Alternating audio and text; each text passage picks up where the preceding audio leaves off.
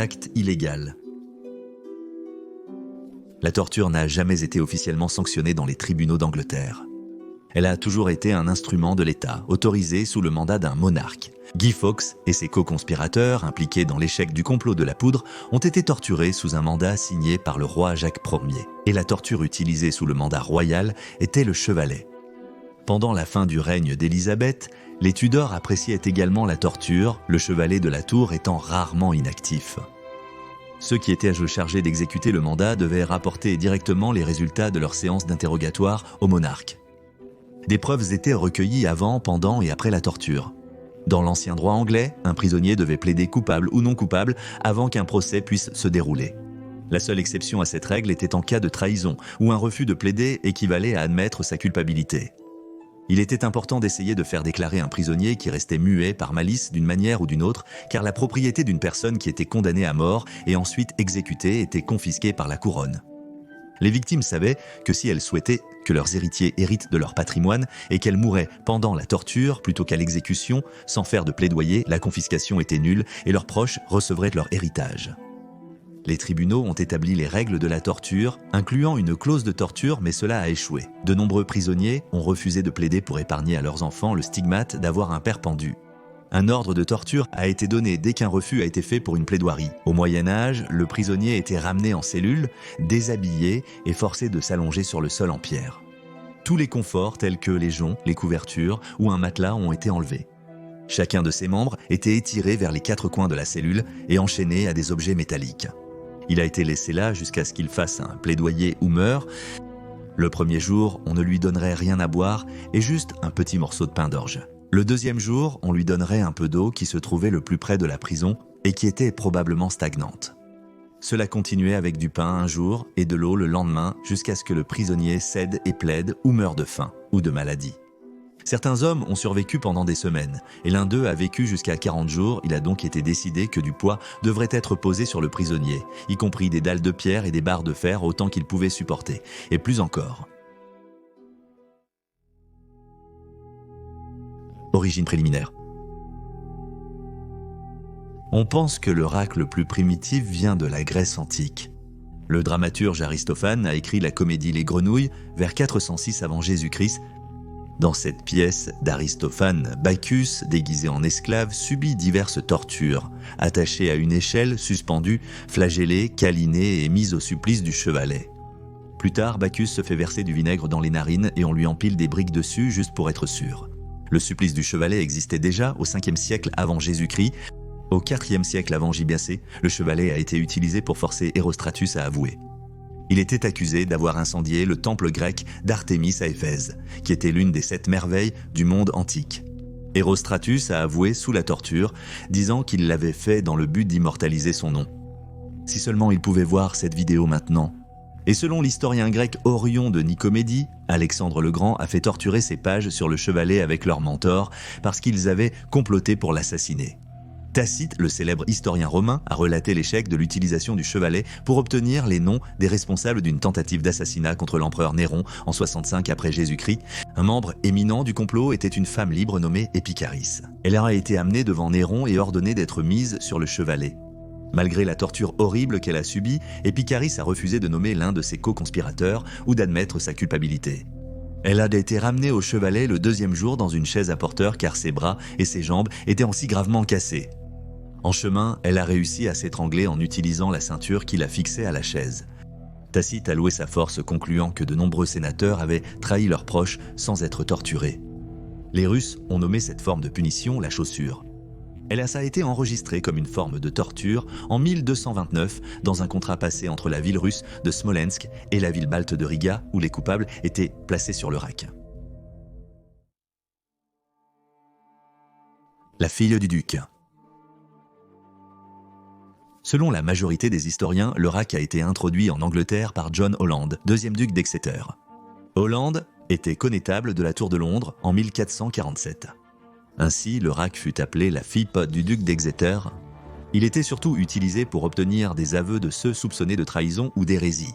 Un rack standard était un cadre oblong en bois, légèrement surélevé du sol, avec une barre fixe à une extrémité pour attacher les jambes et une barre mobile à l'autre pour lier les mains. En utilisant un système de poulies et de leviers, le supplicié était étiré jusqu'à ce que ses articulations soient disloquées. Au fil du Moyen-Âge, des embellissements et des améliorations ont été apportés au mécanisme principal, comme celui du Languedoc en France, qui, en plus du rack principal écartelant la victime, avait de petits racks supplémentaires agissant indépendamment sur chaque doigt et orteil. Les Français ont également ajouté d'autres modifications comme les rouleaux à pointe qui ouvrent et tirent la peau et les muscles du dos pour intensifier la douleur. Certaines variantes avaient une attelle de pied, un cadre de tête pour plus de contrôle et une roue pour mécaniser l'étirement. Au fur et à mesure que le rack évoluait, nous pouvons voir non seulement l'avancement de la technologie pendant le Moyen-Âge, mais aussi la brutalité et l'inhumanité croissante de cette période.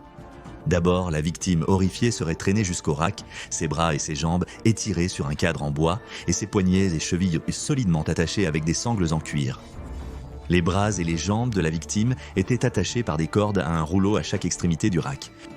Il y aurait une poignée et un mécanisme de cliquet fixé au rouleau supérieur que l'assistant du bourreau tournerait progressivement pour rétracter la corde.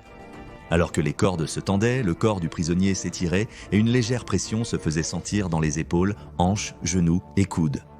Au début, ça ressemblerait à un étirement matinal en se levant du lit. Puis, les douleurs et l'inconfort commenceraient, suivis de la douleur physique à chaque tour de manivelle. Mais alors, la douleur s'arrêterait soudainement et la pression serait relâchée, car ce processus n'était jamais censé être rapide. La torture était autant psychologique que physique, et le prisonnier devait se voir donner la chance de se confesser, ou du moins de divulguer toute information importante. Parfois, une victime était forte et son esprit ne se brisait pas, alors le processus recommençait. Cette fois, à chaque grincement de la corde qui se resserrait, la douleur devenait de plus en plus insupportable, voire atroce, alors que les espaces entre les vertèbres commençaient à s'élargir et à craquer, et que les articulations se disloquaient, alors que les os sortèrent de leur cavité. La respiration devenait plus superficielle, alors que la cage thoracique de la victime exerçait une pression sur ses poumons, et un bruit de gémissement pitoyable s'échappait de lui, alors que les muscles étaient déchirés et que l'homme était estropié pour le reste de sa vie. Pourtant, le prisonnier pourrait ne pas craquer, et le bourreau ne peut que souhaiter que son chevalet ait des rouleaux à pointe qui auraient tranché et déchiré la chair du dos du criminel. Peut-être alors aurait-il parlé. Peut-être que le bourreau continuerait jusqu'à ce que les membres du prisonnier soient arrachés de son corps et qu'il puisse être laissé là pour saigner à mort et mourir, seul et dans l'agonie. Un écartèlement religieux. Le chevalet a été utilisé lors de nombreuses interrogations et séances de torture pendant le Moyen-Âge, y compris celles des chevaliers templiers et de Sir William Wallace. Il a été utilisé dans des cas d'hérésie comme celui d'Anne Askew. Elle a été condamnée en tant qu'hérétique protestante et est considérée comme la seule femme à avoir été torturée à la Tour de Londres puis brûlée sur le bûcher.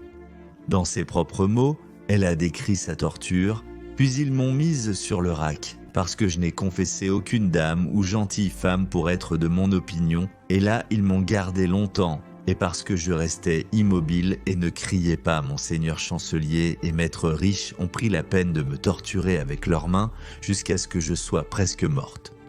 Puis le lieutenant m'a fait libérer du rack. Je m'évanouissais sans cesse et il me réanimait à chaque fois. On a montré à Anne le rack dans la Tour Blanche et on lui a demandé de nommer ceux qui adoraient comme elle. Lorsqu'elle a refusé de nommer d'autres personnes, on lui a dit de retirer ses vêtements et elle a été placée sur le rack juste en chemise. Pendant qu'elle s'étirait, son corps s'est soulevé 2 fois d'environ 5 pouces au-dessus du support. Le lieutenant de la tour a refusé de continuer la torture et est allé chercher le roi pour obtenir une grâce.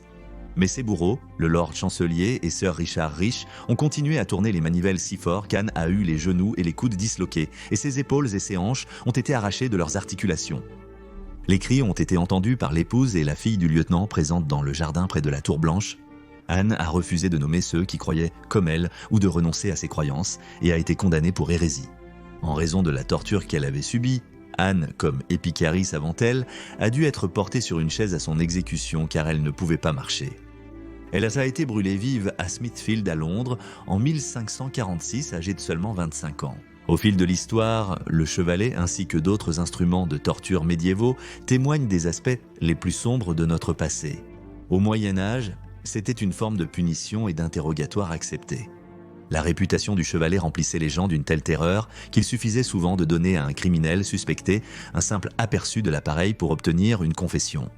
Si le prisonnier ne confessait pas ou ne divulguait pas immédiatement les informations requises, alors l'inquisition pouvait durer de nombreuses heures agonisantes, parfois même des jours.